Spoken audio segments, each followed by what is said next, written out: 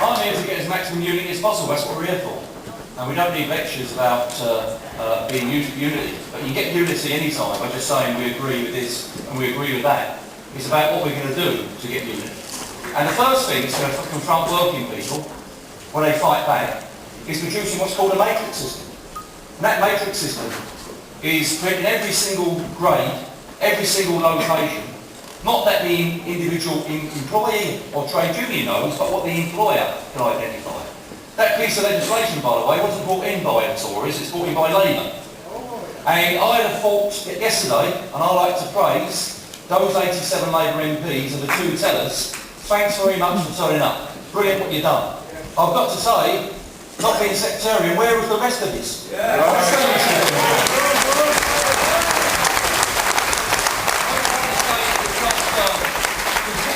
Work to do when your constituencies can't fight back because of a minor errors bill that John McDonnell brought in and only to get 87 MPs. Ed Miliband, in my opinion, should have been at the rally last week at TUC. It's no good in saying he supports trade unions because they're part of a civilised society. Well, a lot of things are part of a civilised society. The toilets downstairs are part of a civilised society. When you turn the light on at night time, it's part of civilised society. We don't just want to be that we're just something that's a monument on the wall. We're part of the only place and voice for British people standing up for trade unions. And sooner or later,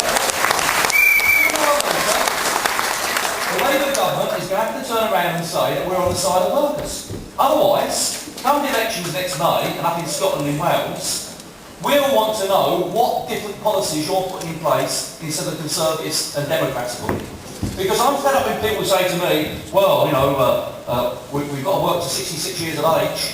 I'll tell you what the argument should be. How can it be that there's not enough work for us that are asking people to work longer? I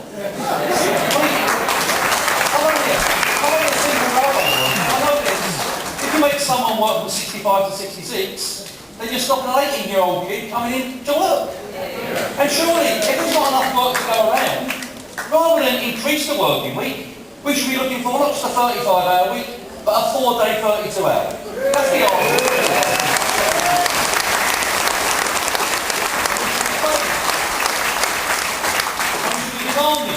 Not going along with the media line that we can't afford it anymore. Of course we can afford it. If the top 10% in society had paid an extra 2% wealth on their tax on what their earnings, then £78 billion would have been wiped off this deficit. And why was it that the deficit was only paid off for World War II only a couple of years ago? What was it going bankrupt in the 40s and 50s and 60s and 70s? Built millions of homes, which I applaud the Labour Party for doing. Built a national health system. I applaud them for doing it. A country that was bankrupt. I'll tell you the reason why they've done it.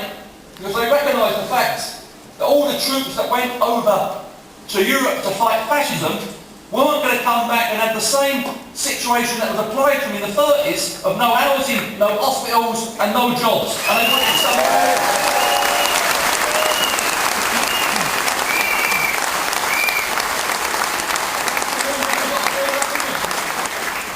Sky TV, that great news international channel that gives us freedom and honesty into people's homes, just said to me, well, he said, you know, there's only a small meeting today, Bob. He said there's only about 400 or 500 people in Congress House. I said, that's not bad. He said, Maxie Tom's meeting only had 8 people. Look what happened. People better be aware of what takes place out there. The analogy's pretty clear. They're using this argument like, you know, the old granddad used to do. Come home and put his wages in the cocoa tin on the mantelpiece for grandma to say there's your wages to the end of the week, and that's got to make you last. That's the sort of analogy they're playing you. And if you run out of money, you go and see the knockman who comes round and you lend some money off him. Good analogy to use that we've got to be out of debt. But it's a bit different, isn't it? This ain't about wrapping your credit card up and paying it back. It's about someone mugging you, nicking your credit card, wrapping up the biggest bill they can, and then asking you to pay for it next day.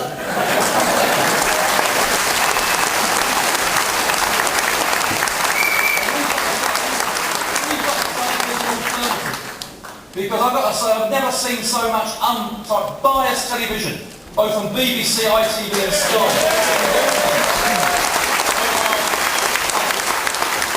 They tried to policy, you think it was the Conservative government leading the channels. Where have they gone to an housing estate and asked a single mother what they feel? Where have they gone to a pensioner and asked them what they feel? Where have they gone round to trade unions? I ain't seen no TV cameras inside firefighter stations this morning asking what's happening.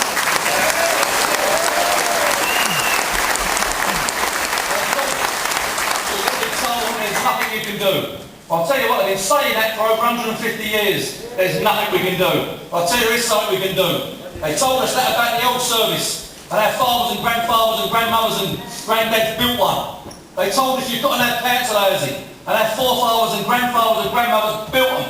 They told us we've got to have public services, and our forefathers and grandfathers built them. I'll tell you what we really need. And yes, we need alternatives. And yes, we need unity. And I'll tell you what, I hope the message now to that private personal secretary sitting here from Stratton today takes back to Ed Milbank. He better recognise the fact that if Ed Milbank recognises that he was elected by trade unions, then he better start delivering for trade unions.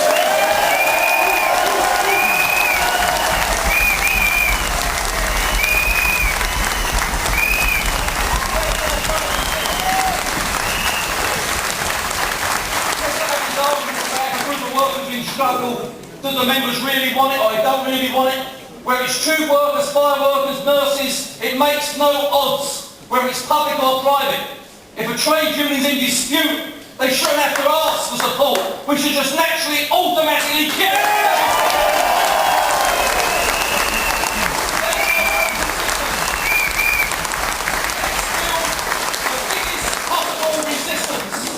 Not worry about the murder press on the BBC or the ITV, but be more concerned about what working people want to say out there.